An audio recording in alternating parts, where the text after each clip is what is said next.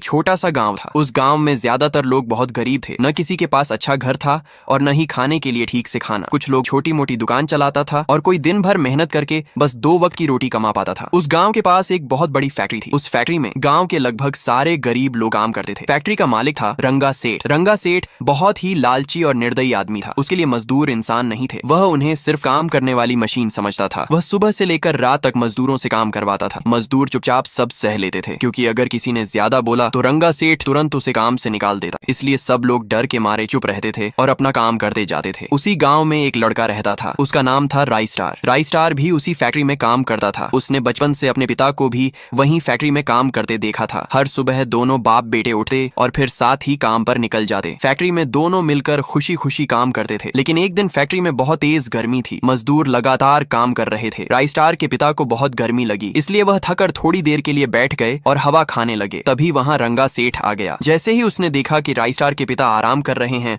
वह गुस्से से पागल हो गया। उसने गुस्से में आकर राई स्टार के पिता को सबके सामने जोर से मारा और कहा, काम करने के पैसे मिलते हैं, यहाँ बैठने के नहीं। राई स्टार से यह सब देखा नहीं गया। उसका खून खौल उठा। उसने पास पड़ा एक बड़ा डंडा उठाया और रंगा सेठ को जोर से मार दिया। रंगा सेठ दूर जाकर गिर पड़ा। फिर राई स्टार ने पहली बार उसकी आंखों में आंखें डालकर कहा, हम गरीब जरूर हैं, लेकिन तुम्हारे बाप के नौकर नहीं। फैक्ट्री में एकदम सन्नाटा छा गया। सारे मजदूरों के चेहरों पर एक अजीब सी मुस्कान आ गई। रंगा सेठ गुस्से से लाल हो गया और चिल्लाया, सालों, मुझे मारते हो, निकल जाओ मेरी फैक्ट्री से। राई स्टार चुपचाप अपने पिता के साथ फैक्ट्री से बाहर निकल गया। रास्ते में चलते हुए उसके पिता अचानक रुक गए और बोले, क्या जरूरत थी उसे मारने की? राई स्टार ने कहा, तो क्या करता, आपको मार खाते हुए देखा। यह सुनकर उसके पिता की आंखों में आंसू आ गए। राई स्टार ने पहली बार अपने पिता को इस तरह रोते हुए देखा था। उन्होंने धीरे से कहा, गरीब लोगों की कोई इज्जत नहीं होती बेटा, हम लोग सिर्फ मजदूरी करने के लिए पैदा हुए हैं। पिता की यह बात राई स्टार के दिल पर लग गई। उस रात वह सो नहीं पाया, बस रोता रहा। अगली सुबह जब वह उठा तो उसने देखा कि उसके पिता की हालत बहुत खराब है। वह तुरंत उन्हें अस्पताल ले गया, लेकिन डॉक्टर ने कहा, बहुत ज्यादा मेहनत करने की वजह से ये बहुत कमजोर हो चुके हैं। राई स्टार धीरे से कमरे के अंदर गया। उसके पिता उसका इंतजार कर रहे थे। उन्होंने कहा, बेटा, मुझे तुमसे एक बात कहनी है। राई स्टार बोला, बोलिए पिताजी। उन्होंने कहा, बहुत साल पहले गांव से कुछ दूर मेरी भी एक फैक्ट्री हुआ करती थी, लेकिन एक दिन अचानक वहां आग लग गई। उस आग में बहुत सारे लोगों के साथ तुम्हारी माँ भी जलकर मर गई। कुछ देर चुप रहने के बाद उन्होंने कहा, वह फैक्ट्री आज भी वहीं खड़ी है। मैं चाहता हूँ कि तुम उसे फिर से पहले जैसा बना दो। राई स्टार के चेहरे पर उदासी थी, लेकिन उसके दिमाग में एक बड़ा सपना जन्म ले चुका था। कुछ ही दिनों में उसने उस पुरानी फैक्ट्री की मरम्मत करवाई, नई नई मशीनें लगवाई और उसे फिर से पहले जैसा बना दिया। फिर उसने रंगा सेठ की फैक्ट्री के सारे मजदूरों को अपनी फैक्ट्री में बुला लिया